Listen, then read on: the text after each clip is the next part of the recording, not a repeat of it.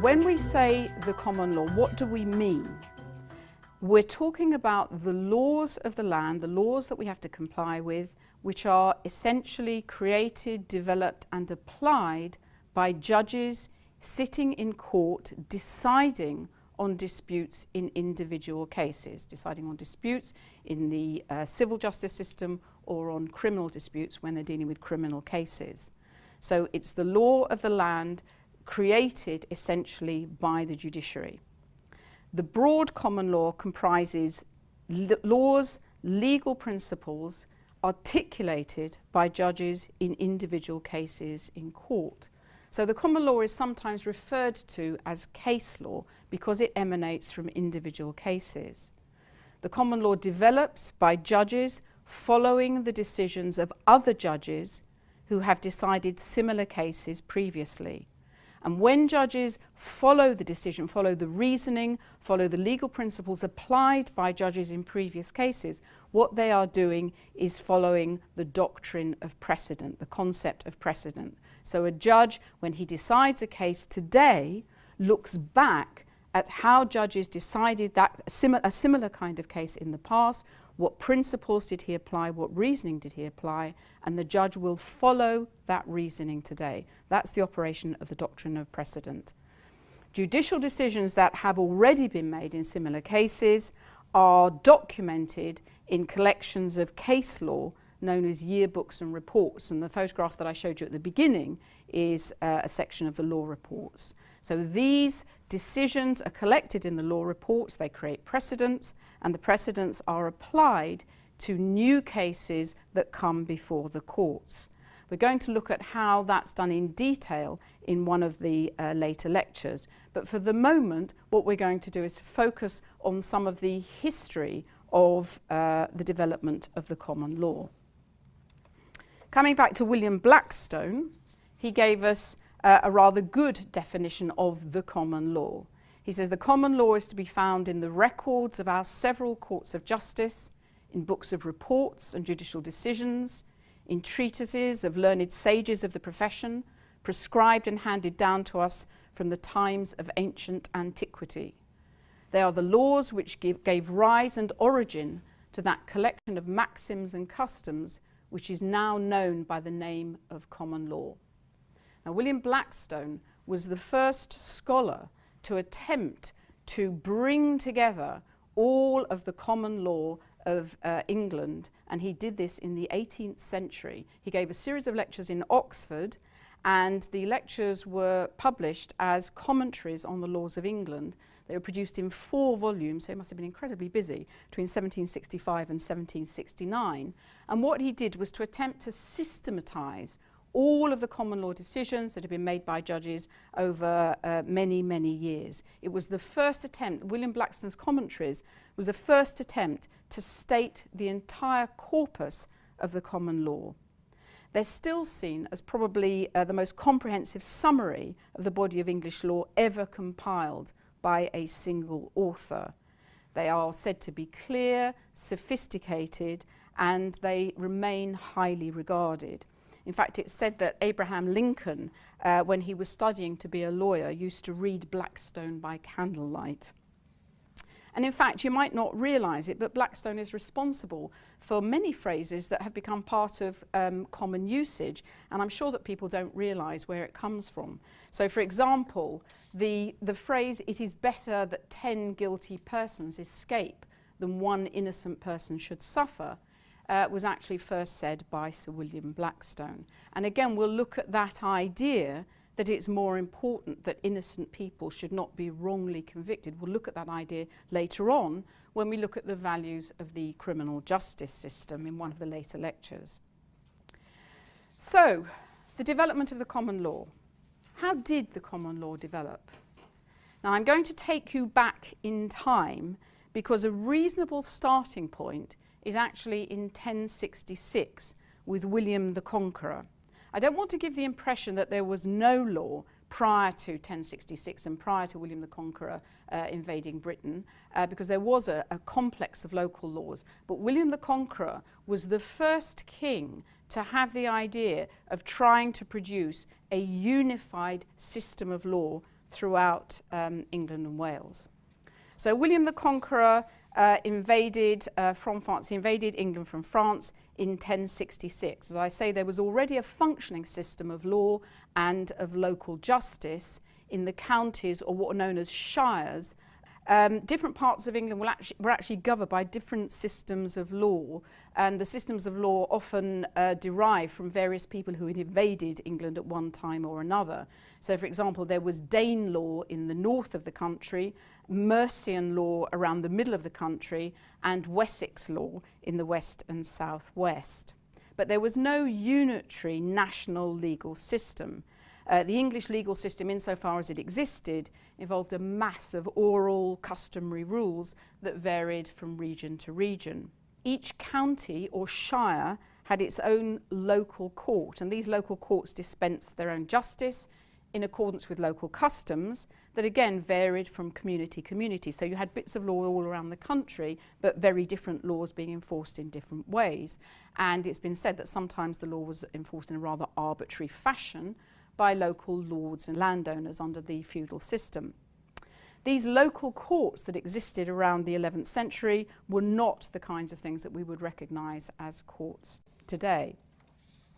For example, courts often consisted of informal public assemblies that weighed conflicting claims in a case, and if they couldn't reach a decision, they might ask the accused to show their guilt or innocence by carrying a red-hot iron or snatching a stone from a cauldron of boiling water, or some other test of the veracity of their claim, of the truth. This was known as trial by ordeal.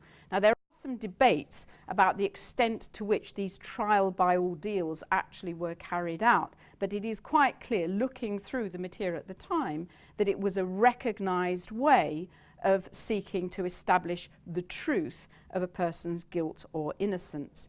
The idea was, if you got somebody to pick up a red-hot iron, the defendant would pick up this red-hot iron. If the burn that would naturally occur as a result of picking up a red-hot iron, if the wound healed within a few days, the man would be set free. He would deem to be innocent. If the wound didn't heal, he'd then be executed. So it sounds like bad luck to have to pick up a red-hot iron. The wound doesn't heal, so that'll be very sore, and then they hang you. But the idea of the trial by ordeal was that if a person was innocent, that God would intervene and God would perform a miracle. So the person who had picked up the red-hot iron would have their hand heal in a matter of days because God had intervened and they would go free. Certainly a fairly brutal way of establishing guilt or innocence.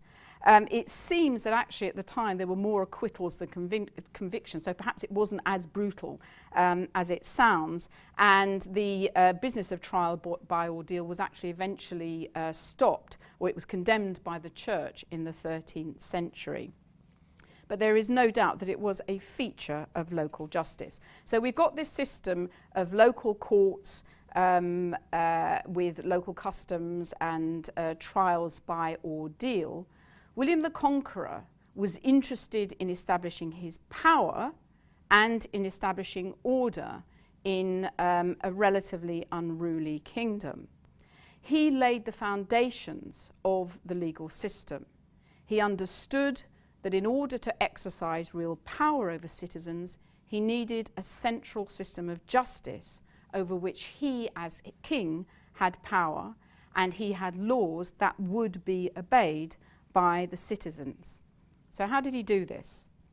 He created what was called the Curia Regis, the King's Court. This was a court of law, but it was also a royal household that comprised the king and some of his most trusted advisors. And the Curia Regis would be an advisory body for the king, but also it would be a place where people would bring their disputes to have them decided by the king and his advisors, or essentially for the king to resolve.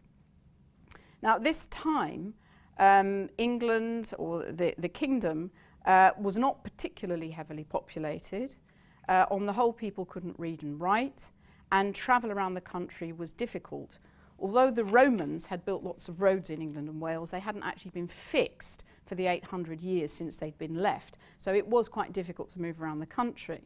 So in order for kings to maintain their authority over the entire kingdom, kings were in the habit of travelling around the country, taking their court and courtiers with them. So they would process to different parts of the country. And William did the same thing. He would travel around with his Curia Regis, his king's court, going around the country to different areas. And as he travelled around the country, people would come to him, citizens would come to him and bring their grievances, their complaints, their accusations against other people. And the king and his advisors would give judgment. They would give a ruling on the dispute. The king would literally sit on a bench and hear cases in his own court. And this is why one of the most important courts at the time was known as the Court of King's Bench. So the king would sit on his bench, have his advisors around him, and people would come to bring their grievances to him. And we can see this activity, the activity of the king and his advisors going around the country and him giving rulings on disputes and grievances around the country. We see this activity as the beginnings of the common law system, the beginning of a centralized or unified system of laws, because you have a consistent approach by the king and his advisors. Another thing that William did was to integrate the idea of juries into English justice. So under the jury system, royal ministers or justices would go out into the country to try and determine the manorial estates for the purpose of taxation, because they had taxation in those days. And what the minister would do in order to establish the value of these estates so that the king could decide how much he was going to charge people in tax, the minister would call 12 free men, so people who were not serfs, 12 free men together, and ask them to testify under oath about the value of each estate. And this assembly of free men was called the jury. Eventually, the jury became a body responsible for finding facts in both civil and criminal cases. And I'm going to come back to the use of juries in criminal cases, which was developed by Henry II subsequently. So we have the idea, at this point, we've reached a system where William the Conqueror, trying to establish his power over the country, he travels around the country with his Curia Regis, listening to grievances and disputes and giving rulings on it. So, as I said, the beginnings, the essential beginnings of the common law system. Well, after William left the throne, things went rather downhill in terms of social order. This gives you the names of some of the various kings that took over after William I. There was a fair bit of fighting going on and disruption in the country, and in particular during the reign of Stephen, who seemed to fight with absolutely everybody, things went into a state of near chaos. In fact, it was said at the time that things, or it has been said, that things were so bad under King Stephen that it used to be said that it was a time when God and all his angels slept. It was such a dreadful time of chaos. And the next important step in the development of the common law system was after Stephen and when Henry II came onto the throne. Henry II came to the throne in 1154. He's one of what's known as the Angevin kings. The kings known as Angevin because of their connection with Anjou in France. So Henry II, Richard I and John were known as Angevin kings. Henry II took the throne, as I said, after a period of considerable disruption. He wanted to regain stability. He wanted to reform land law because there had been a lot of thieving of lands during the time that Stephen was on the throne. And he wanted to deal with rampant crime. I said that he came to the throne after a period of great turbulence. And Henry II played a significant role in the development of the legal system. He, like William the Conqueror, was focused on creating a single system of justice for the whole country that would be under the control of the king. So he was also interested in power as well as order. And it was under Henry II that for the first time judges were sent out on circuits. The idea that judges from London, from Westminster, would travel around the country. At that time, the time of Henry II, there were only 18 judges in the whole country. That's quite remarkable when we think of the number of judges we've got nowadays, that they managed with 18. Smaller population, obviously. 18 judges in the whole country.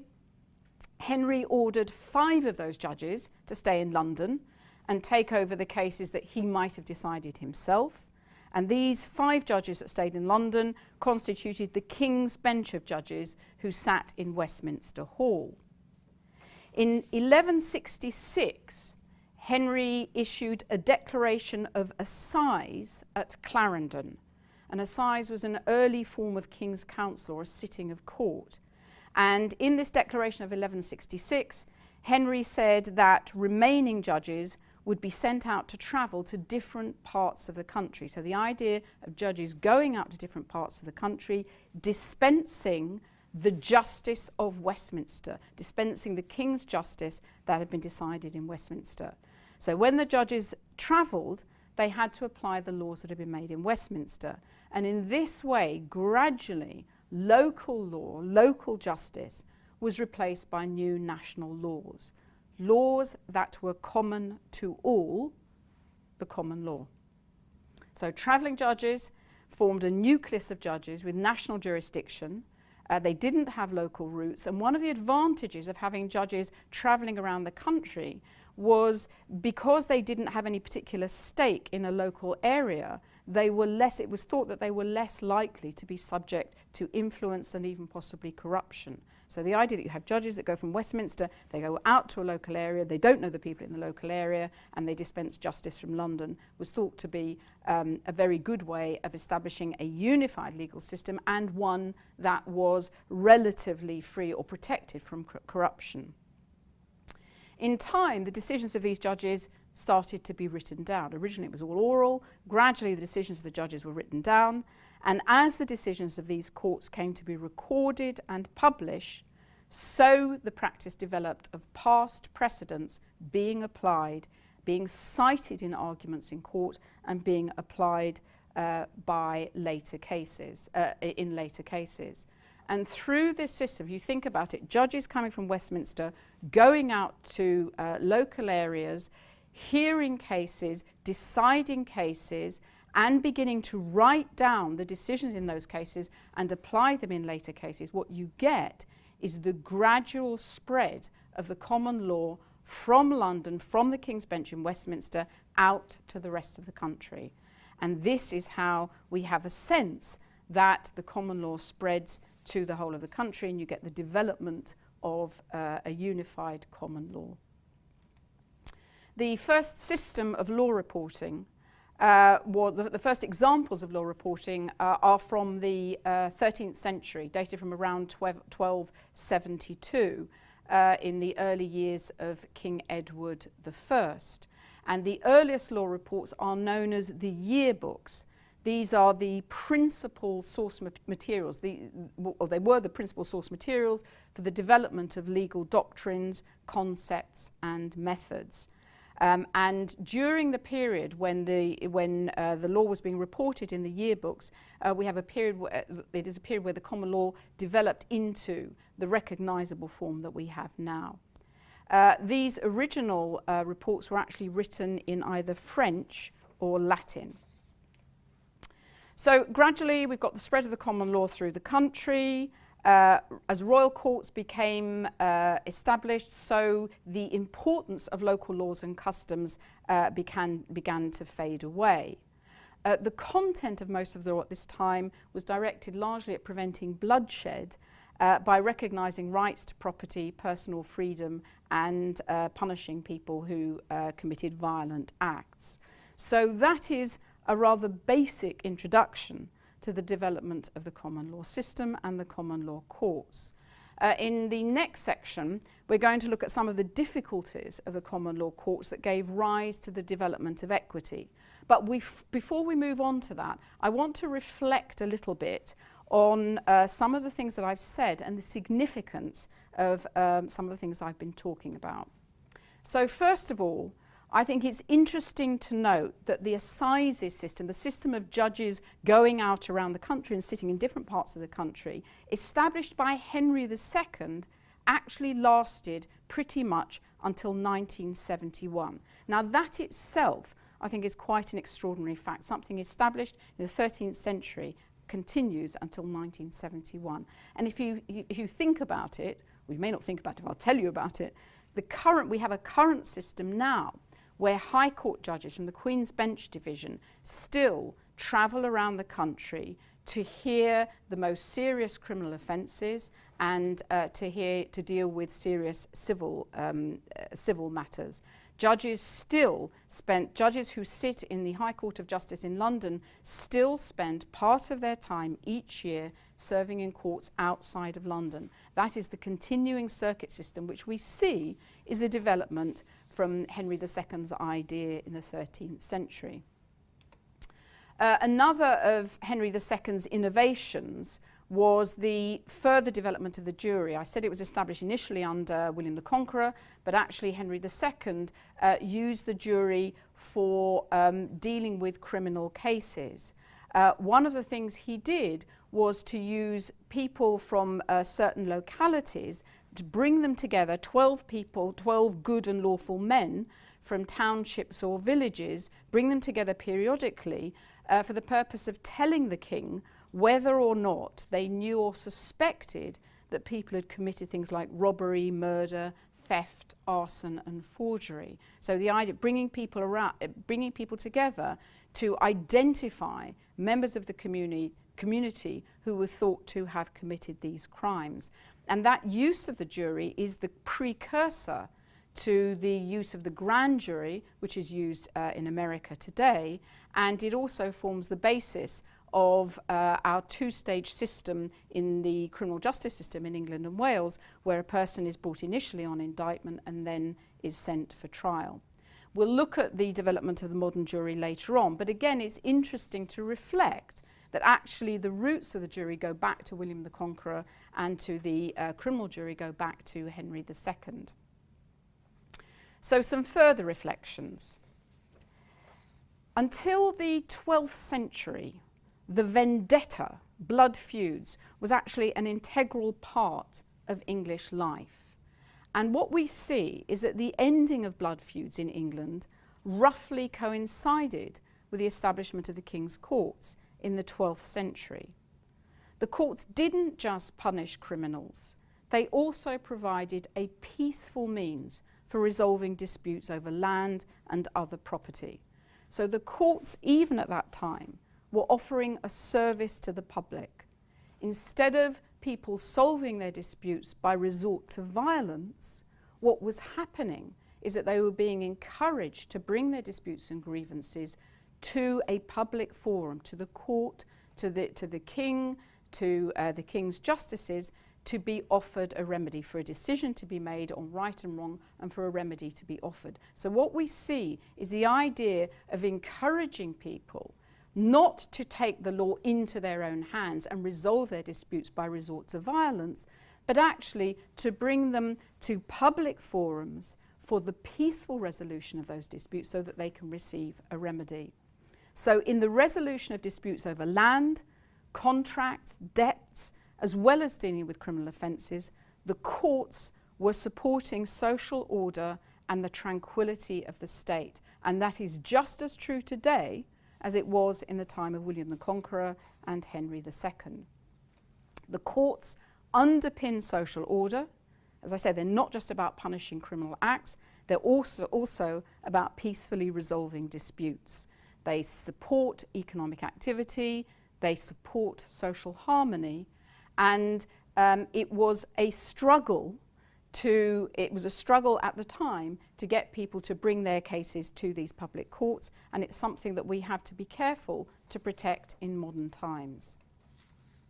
Another reflection, or a final reflection, is the extent to which the English common law has influenced the development of legal systems around the world.